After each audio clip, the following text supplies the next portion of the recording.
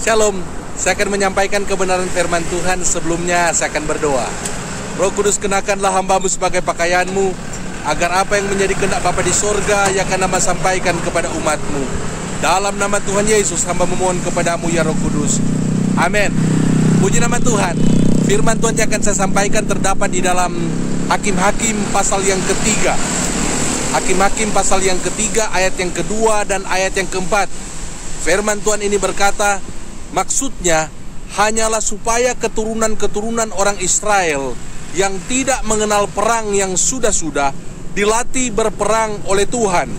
Kemudian ayat yang keempat, mereka itu ada di sana supaya ia mencobai orang Israel dengan perantaraan mereka untuk mengetahui apakah mereka mendengarkan perintah yang diberikan Tuhan kepada nenek moyang mereka dengan perantaraan Musa.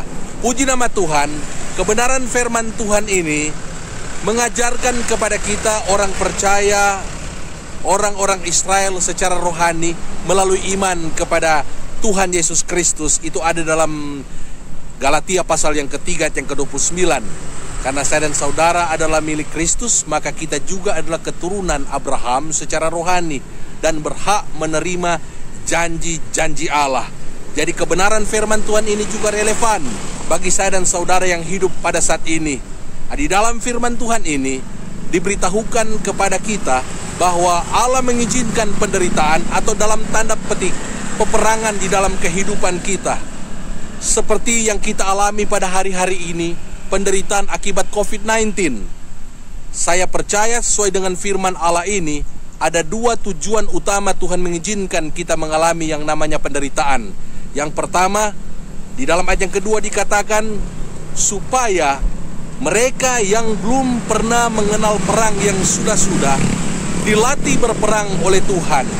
Jadi Tuhan mengizinkan semua ini terjadi agar supaya kita dilatih oleh Tuhan di dalam menghadapi setiap penderitaan, di dalam melatih setiap pencobaan, atau di dalam kita menghadapi pergumulan-pergumulan di dalam hidup ini. Jadi ini merupakan tujuan Tuhan yang pertama bagi saya dan saudara mengalami penderitaan, supaya kita dilatih dan dipersiapkan agar supaya kita bisa menjadi berkat dan menolong mereka yang mengalami pergumulan-pergumulan seperti yang sudah kita lalui, dan kita mengalami kemenangan sehingga kita tahu bagaimana menolong mereka. Kemudian yang kedua, dalam ayat yang keempat dikatakan Tuhan menguji kita pada masa-masa ini. Apakah kita mau mendengarkan perintah yang diberikan oleh Tuhan? Apakah kita mau taat melakukan perintah-perintah Tuhan pada masa-masa yang sulit seperti yang kita hadapi pada saat ini? Kalau dalam masa-masa yang baik, tanpa persoalan semua orang bisa melakukan perintah Tuhan. Tetapi ketika kita berkekurangan, ketika kita sakit atau di PHK, ketika kita dikekang kebebasan dari kita semua, tidak bebas untuk bekerja, tidak bebas untuk melayani, tidak bebas untuk melakukan segala sesuatu, apakah kita tetap setia kepada Tuhan? Apakah kita tetap melakukan perintah-perintah Tuhan? Atau sebaliknya, Tuhan sedang menguji saya dan saudara pada hari-hari ini. Puji nama Tuhan. Dan hasilnya firman Allah berkata dalam 2 Korintus 4 ayat yang ke-17, sebab penderitaan ringan yang sekarang ini mengerjakan bagi kami kemuliaan kekal yang melebihi segala-galanya, jauh lebih besar daripada penderitaan kami.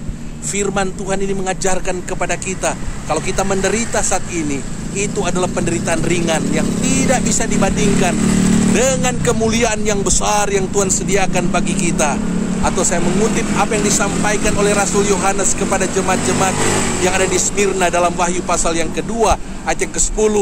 Firman Tuhan kepada jemaat yang ada di Smyrna bahwa mereka akan mengalami kesusahan hanya 10 hari. Artinya penderitaan yang Tuhan izinkan dalam kehidupan kita ada batas waktu.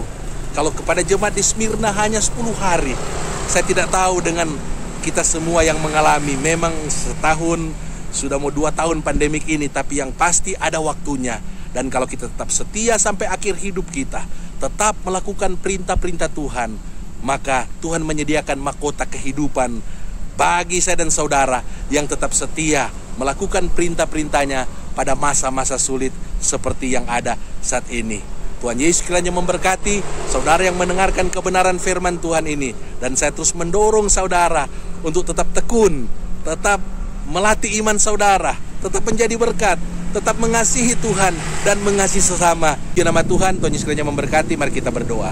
Terima kasih Tuhan buat firman-Mu. Jadilah kepada kami seperti yang Kau firmankan. Dalam nama Tuhan Yesus, hamba sudah berdoa. Amin. Puji nama Tuhan. Haleluya. Tuhan Yesus kiranya memberkati kita semua yang mendengarkan kebenaran firman Tuhan ini. Shalom.